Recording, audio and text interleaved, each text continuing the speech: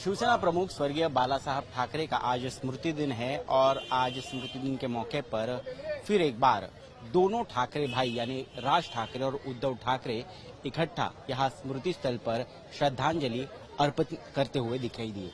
हमारे साथ शिवसेना उद्धव ठाकरे गुट के प्रवक्ता और नेता आनंद दुबे जी है।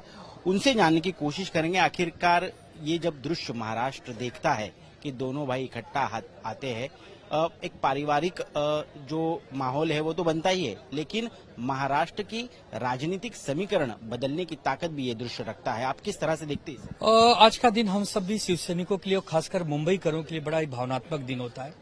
आज ही के दिन हमारे नेता हिंदू हृदय सम्राट बाला साहब ठाकरे जी ने अपने प्राण त्यागे थे। उनका अंतिम संस्कार इसी शिवाजी पार्क के इसी स्मृति स्थल के पास हुआ था।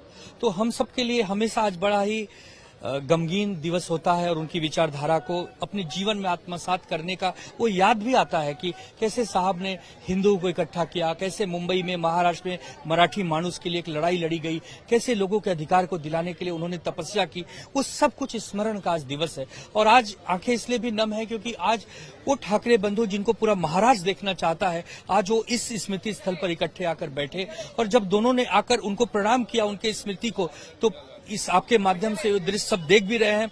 और हम तो यही कहेंगे कि ये मुंबई जो है वो ठाकरे के लिए बनी है और ठाकरे जो है मुंबई के लिए बने हैं। आज इसका परिचायक राज ठाकरे जी ने भी दिया है, उद्धव जी ने भी दिया है, रश्मि बहनी भी वहां थी, आदित्य ठाकरे जी थे, पूरा परिवार था और शिवसैनिक थे।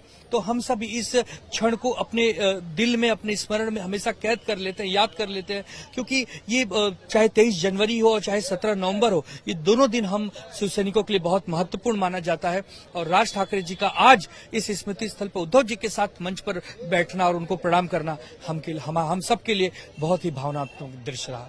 लेकिन राज ठाकरे की बढ़ती नजदीकियां कहीं ना कहीं कांग्रेस को खलती नजर आ रही है। कांग्रेस ने ये साफ कर दिया है कि वो खुद के बल पर चुनाव लड़ेंगे और महाविकास आघाड़ी में कुछ हद तक अब सब कुछ ठीक है, ऐसा नहीं दिख रहा। देखिए, कांग्रेस पार्टी एक स्वतंत्र पक्ष है, बहुत पुरानी पार्टी है। अगर उसको लगता है कि वो अकेले लड़ ले तो लड़ ले। जहां सहयोगियों के साथ लड़ रही है, बिहार जैसे राज्य में, वहां 6 पर आकर रुक जा रही है। 61 में से 6, ये कोई स्ट्राइक रेट है? मुंबई महाराष्ट्र में हमारे साथ लड़ी 2024 के लोकसभा में तो अच्छी खासी सीटें पाई। विधानसभा में समन्वय में गड़बड़ी हुई तो सीधा 16 पर पहुंच गई। और मुंबई में तो कांग्रेस का है क्या? मुंबई में अगर कांग्रेस को 10-5 सीट चाहिए तो शिवसेना के साथ ही लड़ना होगा। जहां जिसकी ताकत होती है वहां वो फ्रंट में खेलता है ना। यहाँ 30 साल से मुंबई में महानगर पालिका में शिवसेना की सत्ता है।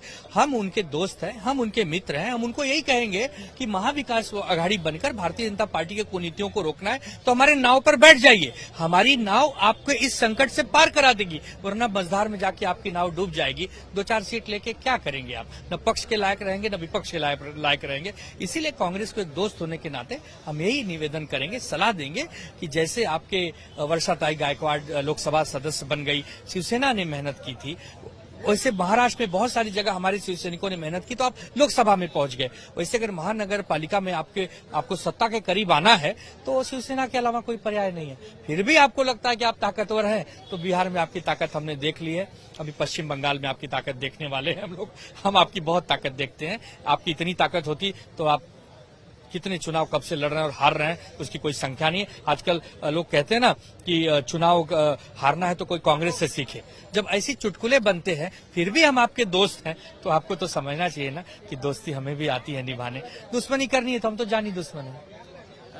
हंसते हंसते आप कांग्रेस की चुटकुली तो ले रहे हैं, लेकिन जिस तरह से बीजेपी और एकनाथ शिंदे की शिवसेना एक बहुत ही मजबूत तरीके से आगे बढ़ती नजर आ रही है। आज एकनाथ शिंदे मीरा रोड में बाला साहब ठाकरे के कला दालन का उद्घाटन करने वाले हैं। वहां 3D और AI टेक्नोलॉजी का उपयोग कर वो बाला साहब ठाकरे से स्वयं बात करने वाले हैं। और यहाँ पर अब तक पिछले कई सालों से बाला साहब ठाकरे का स्मारक भी नहीं बन रहा। तो रामायण में एक पात्र याद होगा, कालनेमी हनुमान जी के सामने साधु बन के आया था और हनुमान जी से बात करता था। तो क्या वो कालनेमी भगवान हो गया? अरे आजकल लोग भेष बदल लेते हैं भाई। मारीच कौन था? मारीच ने मृग का रूप धारण कर लिया था और राम से बातें कर रहा था। वैसे ही अगर कोई बाला साहब ठाकरे जी से नकली बन के बात कर रहा है, कितना देर करेगा? जब हनुमान जी ने एक गदा लगाई तो कालनेमी उड़ गए। वैसे ही बाला साहब ठाकरे जी का आशीर्वाद उद्धव जी के साथ है और उद्धव ठाकरे साहब जो हैं वो उनकी नीतियों और विचारधाराओं को आगे लेकर चल रहे हैं। हाँ, एकनाथ शिंदे की नकली शिवसेना के पास पैसा बहुत है, तो पैसे से चाहे एआई बनवा दे, चाहे मेआई बनवा दे, और चाहे कोई भी आई बनवा दे, और चाहे सीबीआई बनवा दे, उससे क्या फर्क पड़ता है। पैसा अलग चीज है और नीतियां अलग चीज है। शिवसैनिक भूखा रहेगा, रोटी खा लेगा नमक के साथ, झुणका भाकर खा लेगा, लेकिन स्मृति स्थल पर पहुंच के प्रणाम करेगा, वो मीरा रोड नहीं जाएगा। बाला साहब ठाकरे जी ने जहां अपने प्राण त्यागे थे, जहां उनका अंतिम संस्कार हुआ था, वो हमारे लिए पावन भूमि है कि पूरे आप बताएंगे कि मलेशिया में और इंडोनेशिया में भी कोई एआई से बनाया है, तो वो ज्यादा जरूरी है। भारत की पावन भूमि, महाराष्ट्र की पावन भूमि और छत्रपति शिवाजी महाराज की पावन भूमि, यही बाला साहब ठाकरे जी की विरासत है। इसीलिए तो उनको दशहरा रैली में कभी ये मैदान नहीं मिला। इसी से आप समझिए असली कौन है और नकली कौन है। ये भाजपाई जो है नकलियों को साथ में लेके घूमते हैं, क्योंकि ऐसा कोई सगा नहीं जिसको भाजपाइयों ने ठगा नहीं। बिल्कुल, लेकिन जहां पर यही इसी दादर में एक बैनर लगा था, उसमें कहा गया था कि जो ठाकरे का सेवक होगा वही मुंबई का नगर सेवक होगा। इस पर पलटवार करते हुए भाजपा कह रहा है कि जो मुंबई का सेवक होगा, मुंबई करों का सेवक होगा, वो ही यहाँ का नगर। ये होर्डिंग शिवसेना का अथोराइज होर्डिंग नहीं था। जैसे ही संज्ञान में आया, उद्धव साहब ने तुरंत उसको हटवाने का काम किया।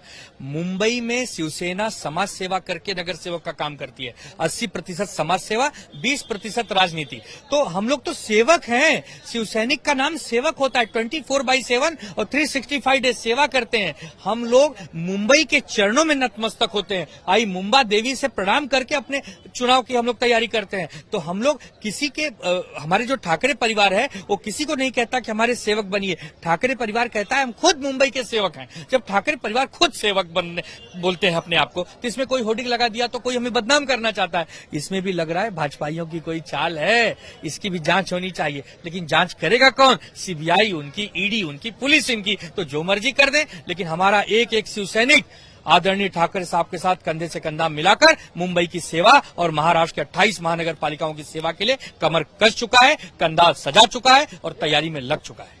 बिल्कुल, धन्यवाद विस्तार में बातचीत करने के लिए आनंद दुबे जी। तो यहाँ पर हम देख रहे हैं कि जैसे जैसे चुनावी पारा बढ़ता नजर आ रहा है, वैसे आरोप प्रत्यारोपों का दौर भी और तीव्र होते नजर आ रहा है। और ऐसे में आज जब उद्धव ठाकरे, राज ठाकरे इकट्ठा बाला साहब ठाकरे के स्मृति स्थल पर दिखाई दिए, तो आने वाले चुनाव में इसका कितना परिणाम होगा, ये तो चुनाव के नतीजे ही बयान करेंगे। कैमरा पर्सन राजू नामदार के साथ मैं ऋत्विक भालेकर, मुंबई, आज तक।